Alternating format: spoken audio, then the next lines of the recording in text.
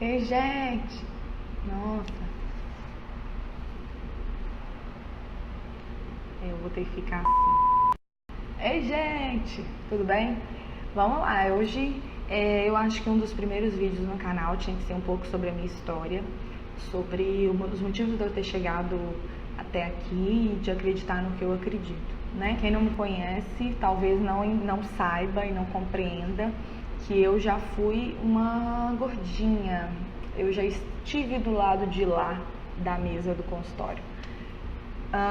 Eu não me lembro de ter sido magrinha durante a minha infância, nada disso.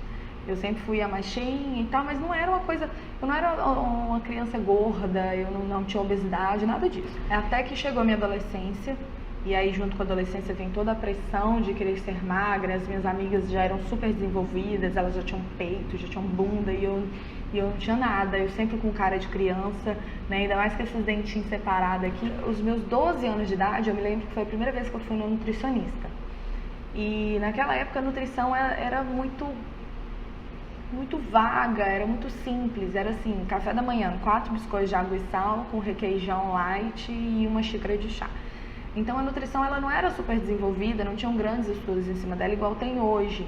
Então assim, desde cedo eu fui exposta à restrição alimentar, né?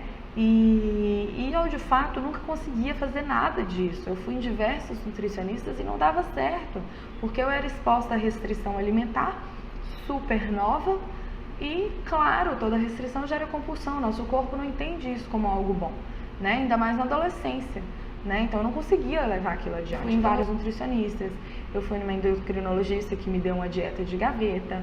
Eu participei do Vigilantes do Peso, que pra mim foi aterrorizante. Comida pra mim era ponto.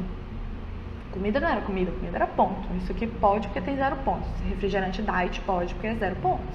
Então não existia uma qualidade alimentar. E então eu sempre ficava naquela, restrição, compulsão, restrição, compulsão. Até que, quando eu fiz 14 anos de idade, o meu irmão desenvolveu uma depressão muito profunda, que foi a pior época, assim, eu acho, pra minha família. A gente era uma família tipo margarina, comercial de margarina. E aí o meu irmão começou a ter desencadeou uma depressão muito profunda. E por sermos muito unidos, eu meio que esqueci de mim para cuidar do meu irmão. Então eu esqueci dos meus cuidados em mim para cuidar dele. E eu meio que não permitia meus pais cuidarem de mim. Então, assim, a minha alimentação ficou muito jogada. Eu comecei a descontar muito as minhas emoções em cima da comida. Então, meu irmão teve depressão, durou mais ou menos uns 2 anos, o mais profundo, a pior parte, e depois ele foi melhorando e tal. Mas nessa fase foi a que eu mais engordei. Eu lembro que em janeiro de 2007 eu fiz a minha viagem de 15 anos, eu fui para Hopi Hari e eu pesava o que eu peso hoje, cerca de 66, 67 quilos. Eu já me achava gorda, mas no fim de 2007 eu estava com 81 quilos, que foi o máximo que eu cheguei. E em 2008 eu permaneci com 81 o ano inteiro e pra mim foi péssimo, porque além de eu estar na obesidade, meus caninhos, eles não caíram. Então, com 16 anos, em 2008, eu precisei tirar os meus caninhos. Eu fiquei 1 ano sem canino. Eu fiquei 6 meses sem canino e sem aparelho, depois 6 meses sem canino, mas com aparelho. E em 2008, então, eu brinco que eu era gorda e banguela. Então, no auge da minha adolescência, quando tá todo mundo saindo pra ficar com meninos, pra conhecer pessoas, pra ter mais amizades e tal, eu me sentia completamente excluída porque eu era gorda e banguela. Essa era a minha cabeça. E, enfim, pra mim, 2008 podia não existir na minha vida. Então, em 2009, eu estava no 3º ano do ensino médio. Pro GV Folia, eu quis emagrecer. E aí eu consegui perder 3 quilos. Só que foi uma coisa mais natural. Tipo assim, eu virei e falei assim, eu não vou ficar me matando de fazer dieta e tal. No dia de semana eu como melhor e fim de semana eu como alguma coisa que eu gosto e tal. E aquilo ali começou a dar certo. Passou o GV Folia, eu já estava satisfeita, que eu já tinha perdido 3 quilos, já estava um pouco melhor. melhor assim, né? Tipo, pô, emagreci, né? Já deu uma aliviada. E aí no ano de 2009 eu fui emagrecendo. Quando chegou o fim do ano, eu já tinha perdido mais ou menos uns 10 quilos.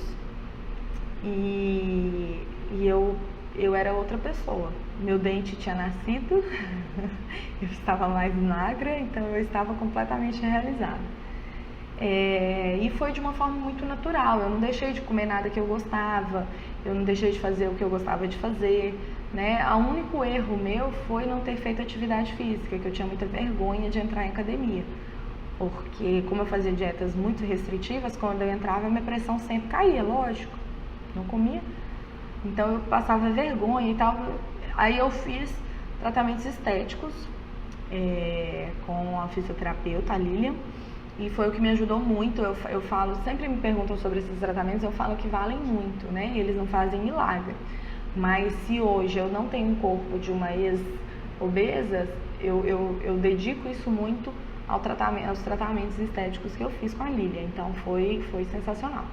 E quando chegou o fim do ano, eu continuei emagrecendo. E aí eu fiz vestibular para nutrição, passei, né? E veio aquele preconceito, tipo, você tinha que emagrecer mesmo, porque você tá entrando em nutrição. Isso é um preconceito horroroso, gente, não tem nada a ver uma coisa com a outra. Mas enfim, eu tava emagrecendo por mim, não pela faculdade.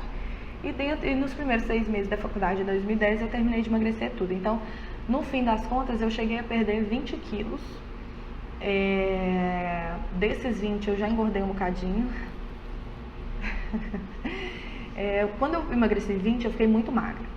E aí eu engordei um pouquinho e tal, e totalizou 17, né? Eu comecei a pesar uns 63 e tal. E aí a gente vai na faculdade, a gente começa a namorar e a gente casa.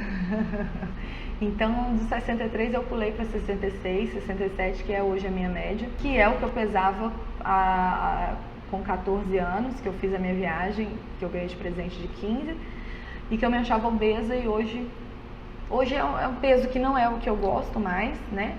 Eu gosto de 63 quilos, mas também não é uma coisa que me aterroriza, que me faz não usar alguns tipos de roupa, enfim. Né, são coisas tranquilas para mim. Por isso que eu falo muito de aceitação, por isso que eu falo muito eu falo com muita propriedade do sofrimento que é emagrecer, do quanto é ruim ser exposto a dietas desde cedo, né, o quanto a atividade física, não fazer atividade física faz mal. Então eu entendo perfeitamente, porque eu já estive nesse lado da moeda. Então é muito sofrido, é muito doloroso a gente estar num corpo que a gente não gostaria. A maioria das vezes a gente não quer ser magro por ser magro, né? Porque a magreza vai trazer felicidade. Não, magreza não traz nada. A gente quer ser magro talvez para ser aceito na sociedade que impõe um padrão de beleza que na verdade não deveria existir. A gente quer ser magro porque a gente acredita que a gente vai conquistar alguém por causa disso. A gente quer ser magro porque existe um preconceito muito grande com pessoas acima do peso. A gente quer ser magro porque a gente acredita que nossa vida vai resolver. E na verdade, quando a gente se encontra magro, a gente vê que não tem nada a ver uma coisa com a outra, né? Eu vou falar com vocês que eu tinha compulsão alimentar. Eu com certeza já fiz algumas coisas que se caracterizam como transtorno, por exemplo. Pensar em compensação, que isso gera bulimia, acreditar que ficar sem comer emagrece, isso gera anorexia.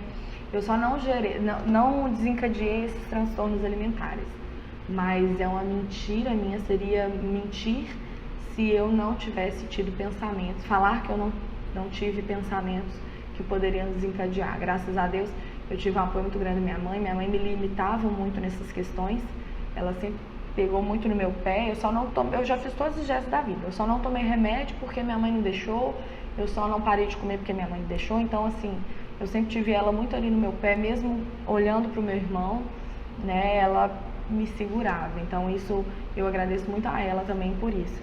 E enfim, hoje eu trabalho com a nutrição comportamental porque eu acredito perfeitamente e sei perfeitamente que passar uma dieta não adianta nada.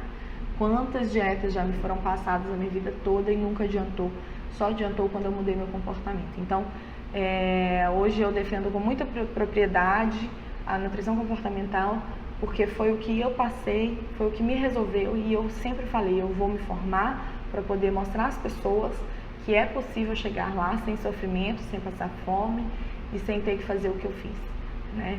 Então, eu acho que era muito importante eu contar para vocês isso, contar um pouco da minha história, por que eu tô aqui.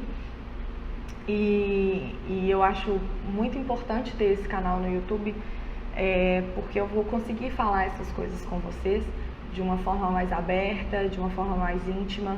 Então eu espero que vocês gostem e continuem acompanhando o canal.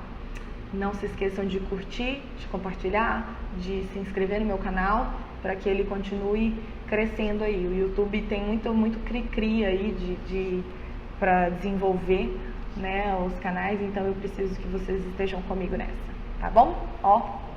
Um beijo, fiquem com Deus.